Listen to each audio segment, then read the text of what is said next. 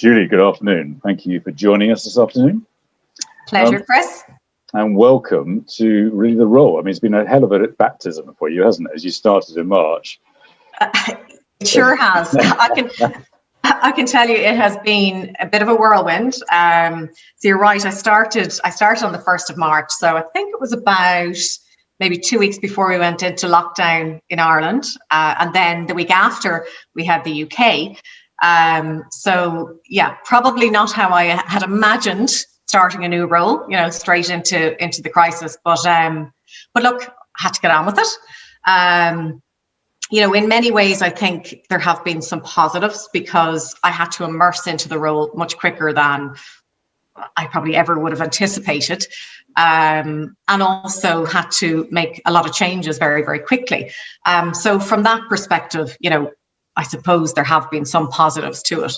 But no doubt a very sort of challenging time, having to adapt the business overnight and make the tough decisions that lots of organizations have had to make. But yeah, I suppose, look, going into a new role, I'm quite a sociable person. I like the human connection and the human experience, and not being able to get out and see the teams and meet our clients in person. That has been probably the lowest point, if I'm honest. But overall, look, it's been a whirlwind, but I'm still here, which is good. So that's hopefully a positive for me. Yeah. Well, one of the things we want to discuss is your aspirations for Sodexo under your tenure, but also obviously where you want to take it, because people always say it takes a year to get into a job. I mean, for you, it's going to probably take 18 months, isn't it, to get your footprint into play? Yeah, I mean, I suppose there's a number of different ways of looking at it, Chris. I mean, I suppose what COVID has done is fast forward any strategy and designing of strategies or redesigning of strategies, which is probably what we had to do. So when COVID hit, as I said, it has been, we knew there were changes coming anyway, but those trends that we knew were happening, like people, remote working, hybrid workforces, have been accelerated. So we had a fairly clear plan in place, and we've had to just accelerate that. So yes, a lot of the time initially, was in the business at the start, and focusing on the day to day, because we could only take one day at a time, as you can well imagine. However, what has been positive is the fact that we've been able to really focus on our future needs for clients and consumers. And we have now a redesigned strategy, very clear plan in place, and we're actually already in execution. And you will have seen some of that, recently. So yes, in some ways it could take a little bit longer, but from my perspective, I actually think it has been accelerated. Particularly around our transformation with the business.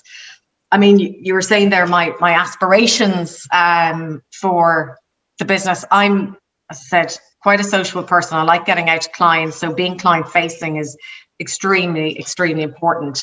And I think from my perspective, growth of the business is clearly key. That's what we absolutely want.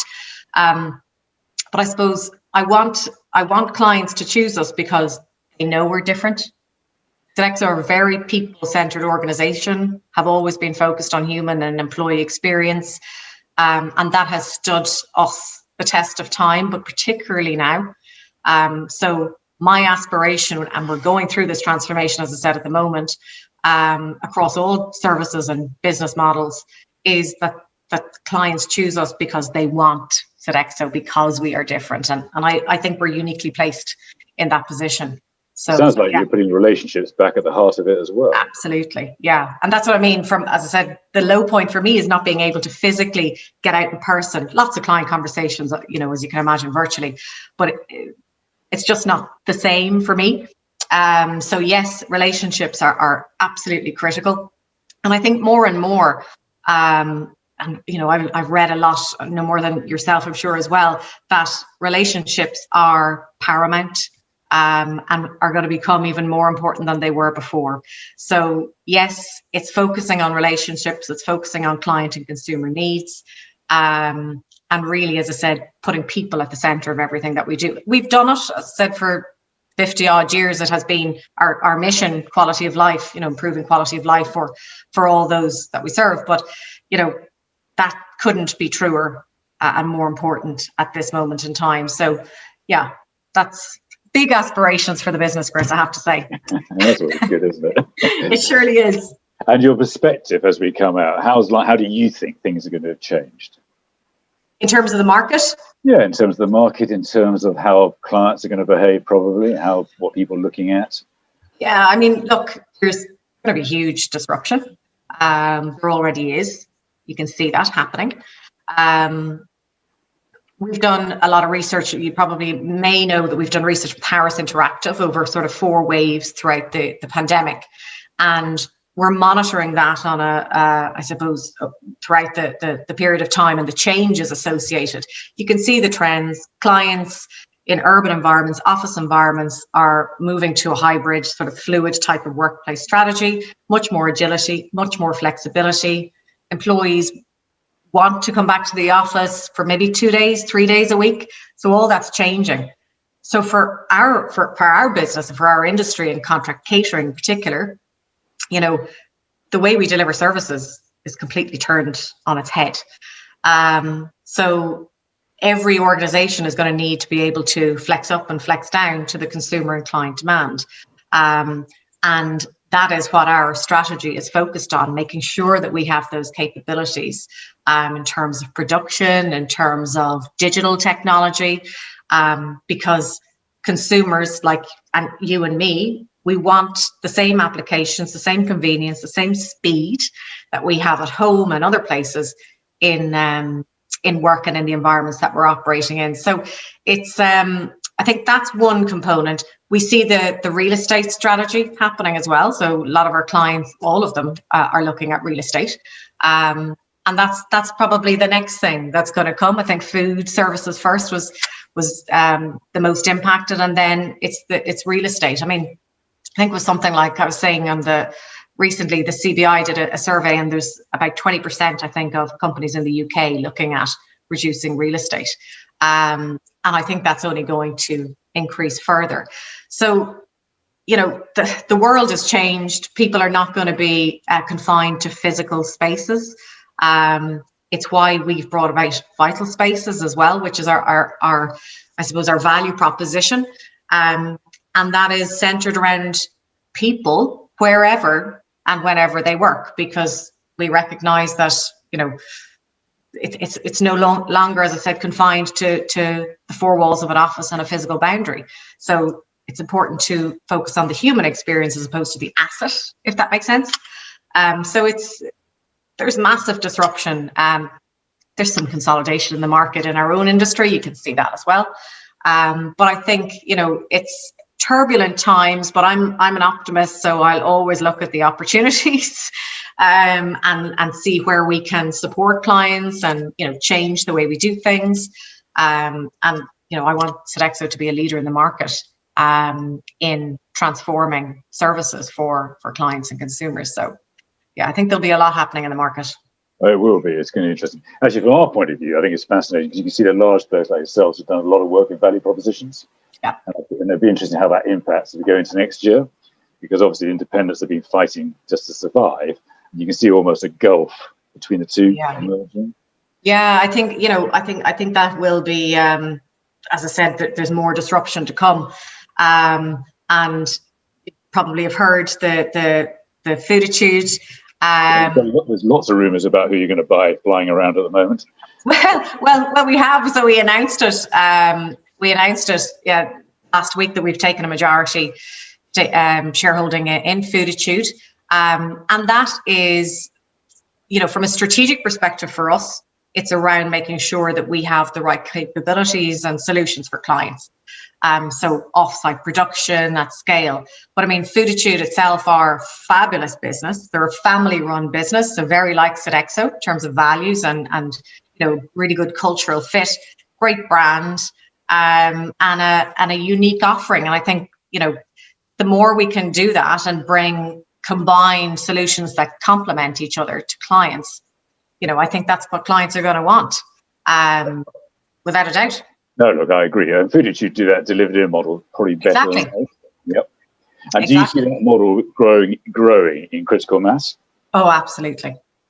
Yeah, without a doubt. I mean, I think some sectors will want it maybe more than others, but I definitely believe. I mean, you can, if you look at organizations now, and all of them bar none are saying that their employees are going to be 2 or 3 days maybe in the office. You have to have a much more agile and flexible model, and an efficient model that provides those services and solutions, and a delivered in approach, or a complement, sort of a blend of the two, I would say, depending on the size of the organization. I think it's going to be, would be a blend of two in some cases, but I think it is a huge growth area. Yeah, without a doubt. In the UK, like a lot of countries, leadership's really important. So people are going to want to know a bit about you, Julie. Right. So what's important to you in leadership? Because leadership's changing as well, isn't it? Oh, dramatically, Chris. I mean, leadership, I would like to think of myself as an authentic leader, right? That's what I want to be known for. And I think, leaders have been really tested in the last 9 months. We talk about leadership traits and leadership skills, but there's probably 2 or 3 key skills that are needed now, much more than others, because our business models, the way organizations have changed, their workplace strategies, hybrid workforces, remote workforces. There's some skills that are needed more than others, and for me, one would be communication. So I'm a very open person. I'm happy to share. I hope people would say I would be very inclusive, because I want diversity of thought. I want people to bring their ideas, get the best solutions. But I think from a communication perspective, it's always been a key leadership skill. But particularly when there's times of uncertainty for people, and for organizations, being able to galvanize the team, communicate a clear plan, navigate that ambiguity with people. I think that's a particularly important skill for leaders. I mean, again, team development, team attractiveness, trying to get the right talent and keep the right talent in an environment like this is very, very different to what we've had before, because you're not meeting the people and they're not getting the connection to the organization that they typically maybe would have, I believe, in more of a sort of a face-to-face environment. So I think, again, being able to build strong teams in an environment like this, having the right people, and then fostering that sort of collaboration remotely or with dispersed workforces is another thing. And then finally, I think, God, we've all needed it. Resilience, we've all needed it. And resilience, and then being able to move fast. For me, they are the big piece, the big skills that are really being tested at the moment. And, being able to adapt at pace, but being able to deal with pressure and the uncertainty. Because I think it's not gone away. Yes, we have good news around the vaccine, but that's going to take time. Our market has structurally changed. It's not going to go back to the way it was. So all of those skills, I think, are going to be skills that we absolutely need to focus on over the next period of time, anyway, from my perspective. It's also interesting, isn't it? Because pre-pandemic, there was always this talk about a lack of trust in leaders. That actually a lot of millennials didn't believe in the ethics that business was being run upon. Actually, a lot of that's changed in this period, hasn't it? Because companies have had to get their act together. Yeah. I mean, in terms of trust, again, I'll go back to that Harris research. It was one of the most, if not the number one, I suppose, theme that came out, that everything is about trust now. And from a Sodexo perspective, honestly, I'm really proud of how the organization has navigated with our teams and, of course, with our clients. And we've been as open and transparent as we possibly could. We've supported our employees as much as we possibly could. So I would hope, that we can build on that, because that is a foundation for trust, and it's trying to do the right thing. Integrity, you can't build trust if you don't have integrity, and that's about doing the right thing. And as an organization, and personally as well, I think we've managed that quite well.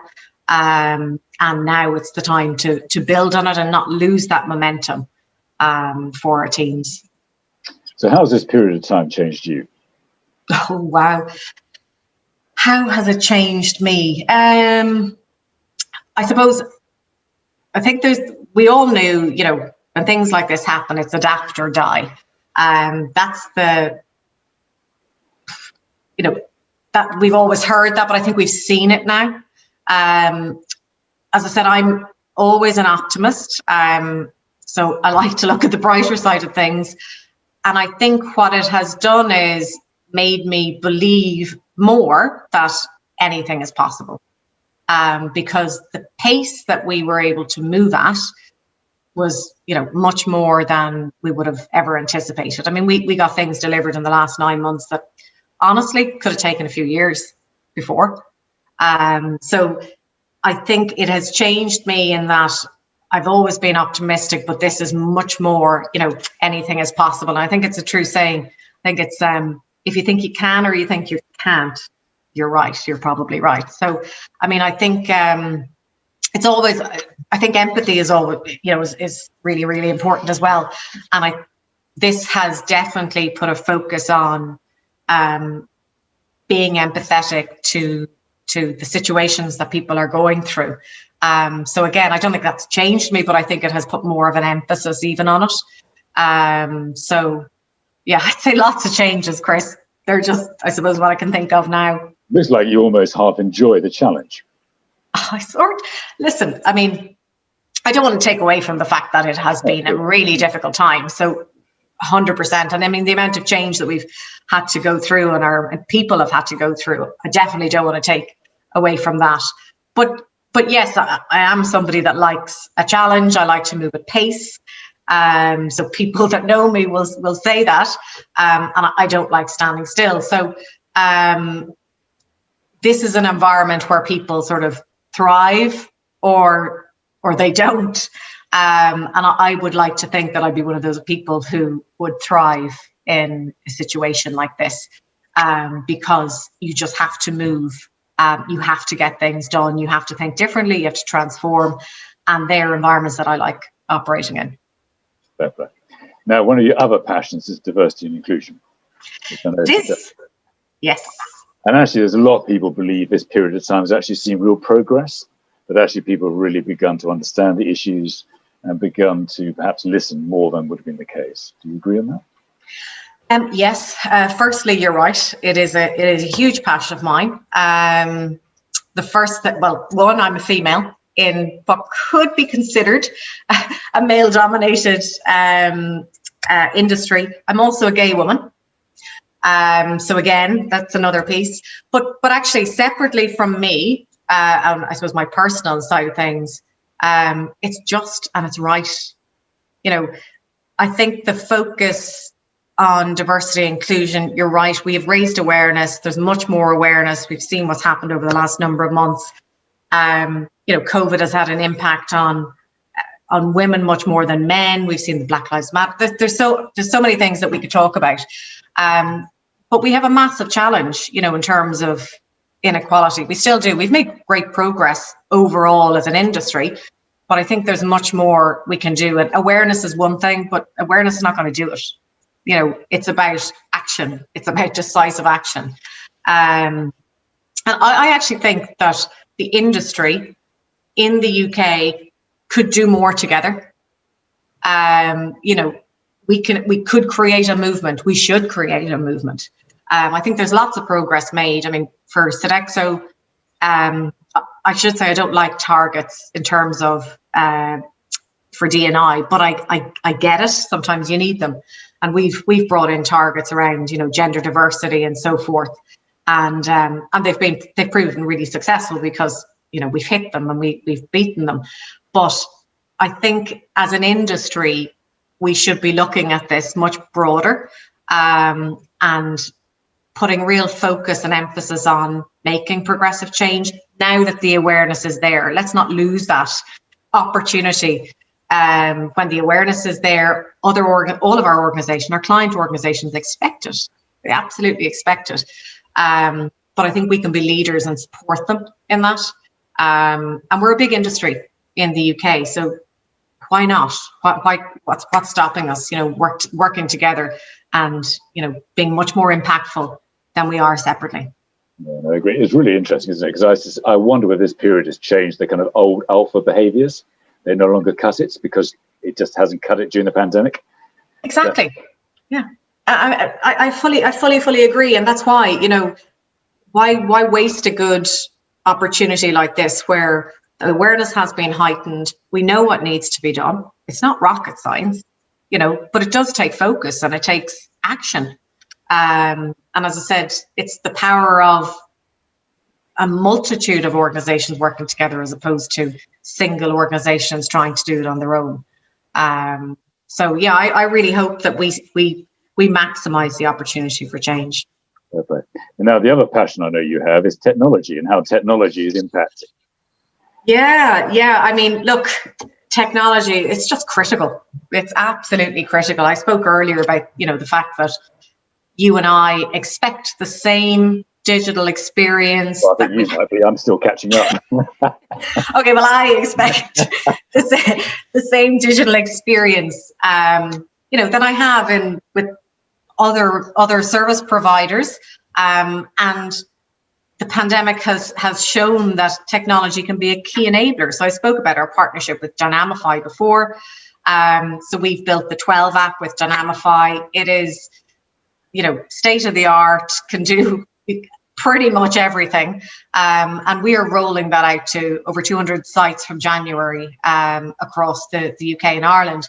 But technology has to enable, and I suppose it's not a silver bullet, it's not going to solve things, but it is a key enabler for consumer and seamless type of experiences, particularly in food services, and particularly where there's a focus on safety and there's trust, and people are so focused on not congregating together. And technology, as I said, can break through all of those barriers for us.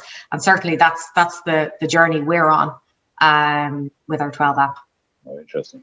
Now, we did a webinar yesterday on the future of the office, and 91% of people said sustainability is going to be crucial. Yeah. And I know for Sodexo, again, sustainability is a major piece, isn't it? It absolutely is. And we had, I think it's a really difficult one now. I mean, COVID has had a sort of a conflict with sustainability right across the world, because people have had to go back to, single-use plastic and nobody wants that. But we have a very, very clear sustainability plan in place now. We are back rolling out our food waste program across the UK. So it's our Waste Watch program by Lean Path. We already had eliminated single-use plastics, albeit because of the pandemic, we had to sort of leverage some of that again because clients wanted it and consumers wanted it. But we're back on our journey around eliminating all single-use plastics. I mean, again, sustainability and particularly when you see the way our food business is going to change. As I said, we spoke about delivered in models and production. That has to be with a keen emphasis on sustainability. And that was one of the reasons actually that we chose Futitude, because they are incredibly focused, like ourselves, on sustainability and supporting local communities and SMEs. So that's why it was another reason for it to be the right fit for us. So I think organizations, again, everyone's looking at sustainability again, which is the right thing. It's just a pity that COVID sort of hampered some of that, or stalled, I would say, not hampered, stalled some of the progress that lots of organizations were making. But all of the clients we're talking to, it's right back at the top of the agenda, and rightly so. Interesting, isn't it? And in Dean, you've got an original thinker, Deena Futitude, because actually, yes, I always think people didn't really recognize what he was doing, but actually he did something that others didn't actually really catch on to. Yeah, he's a great guy. The entire team are. But, they're very innovative thinkers. Exactly as you said, Dean and the team have been doing this for years. They could see it. They could see it happening. And they went on that journey. They've been so successful. And I think, bringing Dean in to the team as part of our thinking as well. Obviously, they'll stand alone and operate, and we'll support their growth, and obviously it'll complement ours as well. But, bringing that thinking into the organization as well and sharing that thinking for us is really, really good. And I think we'll be able to support Futitude in other ways, and certainly give them access to our global organizations and other sort of boutique companies that we own as well. So yeah, I think there'll be a lot of shared learning there, but really, really delighted to be working with the team. Well done. And the biggest influence on you as you develop through, you're obviously a very positive thinker. You love positive people and strategy. What's been the biggest influence on you and during the career? Oh God, the biggest influence on me through my career. That is a really good question. I mean, I'm somebody who, as you said, very positive, love the sort of strategic thinking. I think the biggest influence, there's been a couple of people that I have really admired throughout my career who have been sort of entrepreneurial and have grown businesses from the ground up to very, very scalable or scaled businesses. So I think I've had some really good role models. Chris, I've also done quite a lot of study. I like learning. You got your MBA. Yeah, I did. Yeah. So that was something that I'd wanted to do for years. And it was because, I just wanted to learn more about business and get much more breadth. So I did an MBA. It's quite frightening the amount of time it takes, but I'm glad I did it. But so that has been hugely important. And I can tell you, if there's ever a time you need an MBA, it's when you're going through COVID-19. It really tests the learning. But yeah, I think a combination of having some really, really, really inspiring role models and continuous learning. I say to the team, I was talking to the team yesterday, and I said, always be learning. The world is moving so fast. So yeah, I think that's the biggest one. But I think that's the biggest shift now in leadership. You can't not learn, because if you don't learn, but actually, maybe not everybody agrees. Yeah, I agree with you. I mean, I would be the first to say it, and I'm as I said, I'm quite open. I don't know everything. We have to learn. The world is changing by the minute, and it was, yes, the MBA was great to do, but I need to do something else because again, look at what we've gone through in terms of COVID-19. It was probably the biggest learning experience I've ever had because you think about what organizations and people have learned over the last 9 months. There's more learning there than you get in probably 3 to 5 years. And what's been the biggest surprise to you since taking over the role? What surprised you the most, apart from COVID? Well, yeah. Apart from COVID, the biggest surprise, I think just the pace that people can actually move. I think, organizations always talk about agility, external organizations as well. And I was in an organization before, for a number of years, and that was one of their sort of core values as well, agility. But what does that actually mean? Because we can move at much faster paces. We can be much more innovative when we're really tested. So I think what has surprised me pleasantly, is the pace that we've been able to move at, that we've been able to adapt services, get in front of clients, co-create, acquire companies, roll out technology in such a short amount of time. That has pleasantly surprised me. Yeah, I mean, I think one of the shifts we've seen is words no longer cut it. Absolutely. I know it sounds silly, but for years and years and years, people have been saying the same old words, but nothing actually moves forward. And then suddenly we're seeing it's all about actions and who actually delivers. Exactly. And that's why I say about the D&I piece as well. It's great to have the awareness, but, it takes action. And again, keywords like agility, you just need to do it. Just get on and do it. And I suppose that's my mentality. I suppose it's just the way I'm built. Okay, final question. Move forward 5 years. Oh God. I know it seems like a long time, but they're running past fast. What would you like what your legacy to be? What do people be saying about where you've taken Sodexo? I think so. It's a great question. I believe we are currently at a tipping point, right? So we have a really good opportunity to create our future, because nobody knows, what's going to happen. And I think I would like my legacy to be that, with the team, we absolutely transformed and turned our business positively on its head, and that we have grown our business considerably, as I said, because clients have seen our focus on people, that human experience, and they've actively wanted to be with Sodexo because of that focus. So, I mean, yeah, as I said, I just think that there's lots of opportunity for the business, and we want to grasp every bit of that, and as I said, focus purely based around, of course, our client and consumer needs, because otherwise we have services that nobody wants. So, yeah. Well, thank you, Julie. Thank you very much for joining us today. It's been a delight talking to you. Really. You too, Chris. Thank you.